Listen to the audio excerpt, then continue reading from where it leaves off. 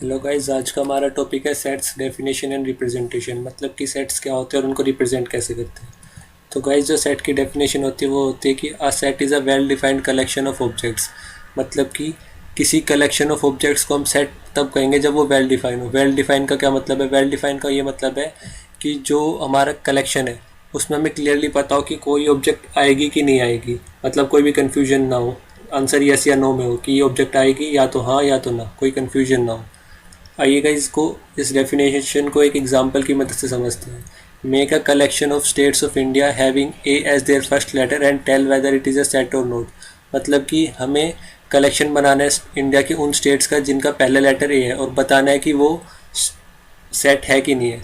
तो गाइस, हमारी ऑब्जेक्ट्स क्या क्या होंगी ये सब, और हमारे कलेक्शन में क्या आएगा? आंध्र प्रदेश, अरुणाचल प्रदेश एंड आसाम। अब हमें बताना है कि ये कलेक्शन हमारा सेट है कि नहीं है। अब गाइस देखिए, जो हमारी ऑब्जेक्ट्स हैं स्टेट्स ऑफ इंडिया, अब इनमें से हम कोई भी स्टेट पिकअप कर लिए। फॉर एग्जांपल मैंने गोवा पिकअप कर लिया। गोवा का फर्स्ट लेटर क्या है? जी। तो वो क्या हमारे इस कलेक्शन में आ रहा है? नहीं आ रहा है, क्योंकि हमारे कलेक्शन में कौन कौन से स्टेट आएंगे जिनका पहला लेटर ए है। तो गोवा नहीं आएगा। ऐसे बिहार भी नहीं आएगा, छत्तीसगढ़ भी नहीं आएगा, हरियाणा भी नहीं आएगा। तो हमें क्लियरली पता चल रहा है कि हमारी ऑब्जेक्ट्स में से कौन हमारे कलेक्शन में आएगा, कौन नहीं आएगा। तो गाइज, ये जो कलेक्शन है ये सेट है। आइए गाइज, एक और एग्जांपल देखते हैं। इस बार हम कलेक्शन बनाएंगे रिवर्स का, इंडियन रिवर्स का। मतलब कि हमें कलेक्शन बनाना है इंडियन रिवर्स का और हमारी ऑब्जेक्ट्स होंगी वर्ल्ड की सारी नदियाँ। मतलब कि ये सब Ganga, Yamuna, Amazon, Nile, Krishna, Kaveri, yellow river, Mississippi, Niger, मोरे, थेम्स और बाकी जितनी भी वर्ल्ड में नदियाँ हैं उन सब के नाम नहीं लिख सकते, इसलिए यहाँ पर डॉट डॉट लगा दिया। और हमें कलेक्शन बनाना है भारत की नदियों का और बताना है कि वो कलेक्शन सेट होगा कि नहीं होगा। अब हमारे कलेक्शन में क्या क्या आएगा? गंगा, यमुना, कावेरी, कृष्णा और बाकी भारत की नदियों के नाम। अब हमें बताने कि क्या ये कलेक्शन सेट है कि नहीं है। अब गाइस, जो ये हमारी ऑब्जेक्ट है इसमें से हम फॉर एग्जांपल नील नदी को पिकअप करते हैं। तो क्या नील नदी इस कलेक्शन में आएगी? नहीं आएगी, क्योंकि ये कलेक्शन किसका है? भारत की नदियों का। तो ये ऐसी अमेजोन नदी भी नहीं आएगी, थेम्स नदी भी नहीं आएगी, गंगा नदी आएगी, यमुना आएगी। तो हमें क्लियरली पता चल रहा है कि कौन सी नदी इसमें आएगी, कौन सी नहीं आएगी। ठीक है, तो ये सेट वेल डिफाइन है। तो ये कलेक्शन वेल डिफाइन है, तो ये सेट है।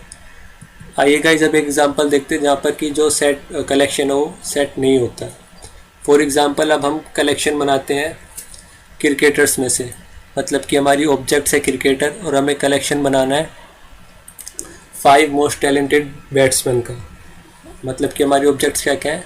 सारे क्रिकेटर्स, जो कि पास्ट के भी और प्रेजेंट के भी। और हमें कलेक्शन बनाना है 5 मोस्ट टैलेंटेड बैट्समैन का। मतलब कि ये सेट, इस कलेक्शन में वो आएंगे जो कि 5 मोस्ट टैलेंटेड बैट्समैन होंगे। तो ऐसी में अगर कोई भी 5 नाम लिख लूँ, Virat Kohli, Kane Williamson, Steve Smith, M S Dhoni, ABD Villiers, तो क्या ये कलेक्शन सेट होगा कि नहीं होगा? अब इन 5 नामों को देखकर बहुत सारे नाम जितने भी आज तक क्रिकेटर्स उसमें छूट भी गए हैं। जैसे फॉर एग्जांपल रोहित शर्मा हो गया। रोहित शर्मा भी इस कलेक्शन में आ सकता है और नहीं, कुछ लोगों के हिसाब से आ सकता है और कुछ लोगों के हिसाब से नहीं आ सकता। तो हमारे ऑब्जेक्ट्स में हमें कन्फ्यूजन है ना कि कौन इस सेट में आएगा, कौन इस सेट में नहीं आएगा। क्योंकि कुछ लोगों के हिसाब से आना चाहिए और कुछ लोगों के हिसाब से नहीं आना चाहिए। जबकि हमारे जो पिछले 2 एग्जांपल्स थे उसमें हमें क्लियरली पता था कि कौन इसमें आएगा, कौन इसमें नहीं आएगा। सीधा आंसर यस या नो में था, लेकिन यहाँ पर ऐसा नहीं है। तो गाइज, इस कलेक्शन को हम सेट नहीं कहेंगे। ठीक है, अब गाइज हम रूल्स के बारे में बात करते हैं कि रूल्स क्या होते हैं सेट को लिखने के लिए। बेसिकली ये रूल्स रोस्टर फॉर्म होते हैं सेट की रोस्टर फॉर्म को लिखने के लिए। रोस्टर फॉर्म क्या होते हैं हम अभी आगे पढ़ेंगे।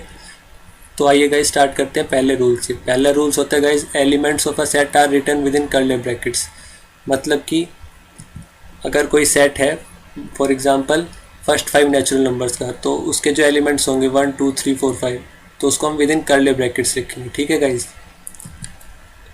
सेकेंड रूल है, elements of a set are separated by commas. मतलब कि अगर कोई सेट है तो उसके जो एलिमेंट्स हैं उसको हम कोमा से सेपरेट करेंगे, जैसे कि हमने यहाँ पर कर रखा है। ये एलिमेंट्स है 1 2 3 4 5, इनको हमने कोमा से सेपरेट कर रखा है।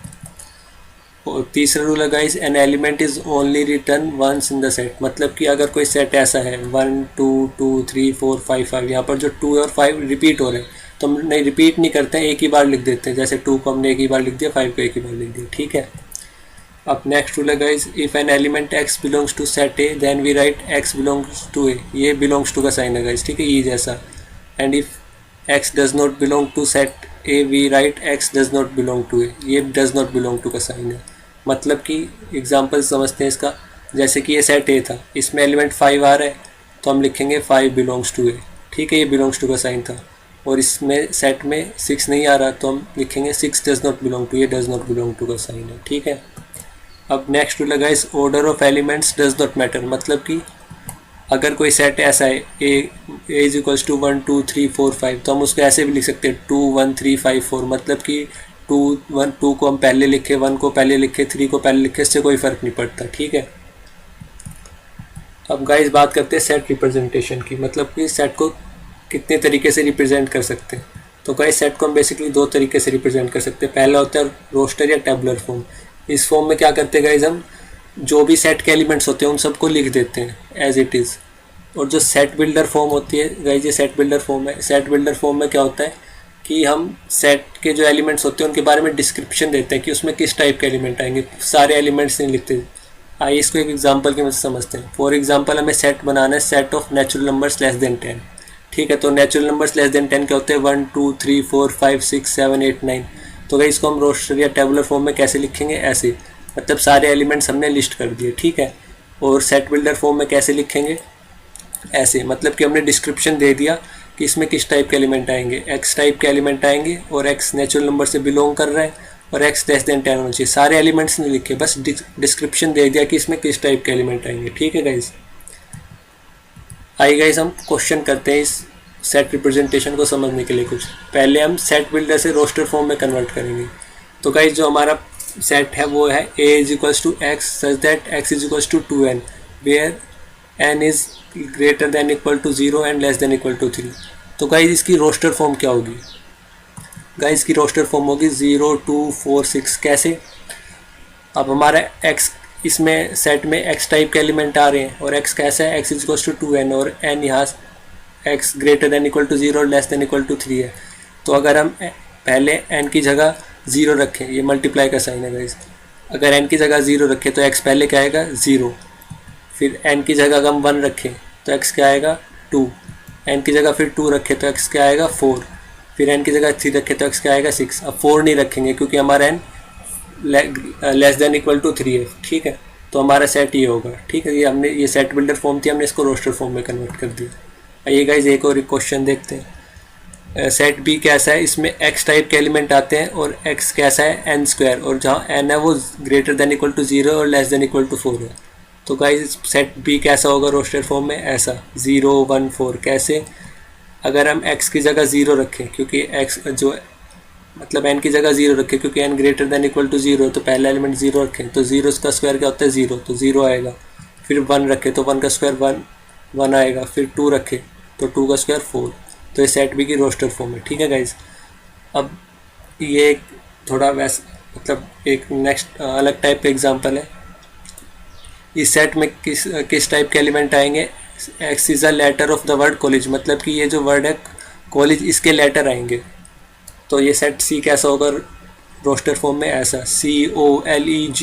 गाइस हम यहाँ देख रहे हैं कि यहाँ पर जो लेटर एल है ये 2 बार हो रहा है, लेकिन हमने रूल में पढ़ा था कि हम जो एक एलिमेंट अगर 2 बार रिपीट होता है तो उसको एक ही बार लिखते हैं। ऐसे जो लेटर ई है इसको भी एक ही बार लिखते हैं, ठीक है गाइस। अब गाइस ये क्वेश्चन करते हैं रोस्टर से सेट बिल्डर फॉर्म पे। मतलब कि हमें रोस्टर फॉर्म पता होगी, हम सेट बिल्डर फॉर्म में कन्वर्ट करेंगे। इसमें क्वेश्चन में क्या करना होता है गाइस, हमें रोस्टर फॉर्म में बेसिकली एलिमेंट्स में क्या प्रॉपर्टी कॉमन है वो ढूंढनी पड़ती है। जैसे कि अगर हमारा ये सेट है, set A is equals to 2 4 8 16। अब इसमें हमें कोई प्रॉपर्टी कॉमन दिखाई दे रही है, हाँ, जैसे कि ये 2 क्या है 2 की पावर 1, ये 2 की पावर 2, 2 की पावर 3, 2 की पावर 4, ठीक है। तो इसकी रोस्टर सेट बिल्डर फॉर्म क्या होगी, x, इसमें x टाइप के एलिमेंट आएंगे such that x is equals to 2 की पावर n, और n हमारा कहाँ से कहाँ तक होना चाहिए, n greater than equal to 1 and less than equal to 4। मतलब n की जगह हम जब 1 रखेंगे तो 2 आ जाएगा, फिर 2 रखेंगे तो 4 आएगा, 3 रखेंगे तो 8 आएगा, और 4 रखेंगे तो 16 आएगा, ठीक है। तो गाइज ये इसकी सेट बिल्डर फॉर्म है।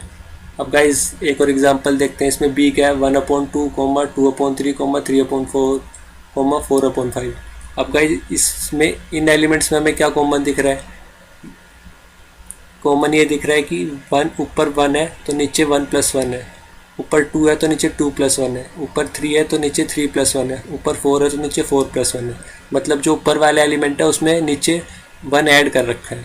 ठीक है, तो भाई इसकी सेट बिल्डर फॉर्म क्या होगी, इसमें एक्स टाइप के एलिमेंट आएंगे और एक्स कैसा होगा n/n+1। ठीक है, और n कहाँ से कहाँ तक है, यहाँ से >= 1 और <4।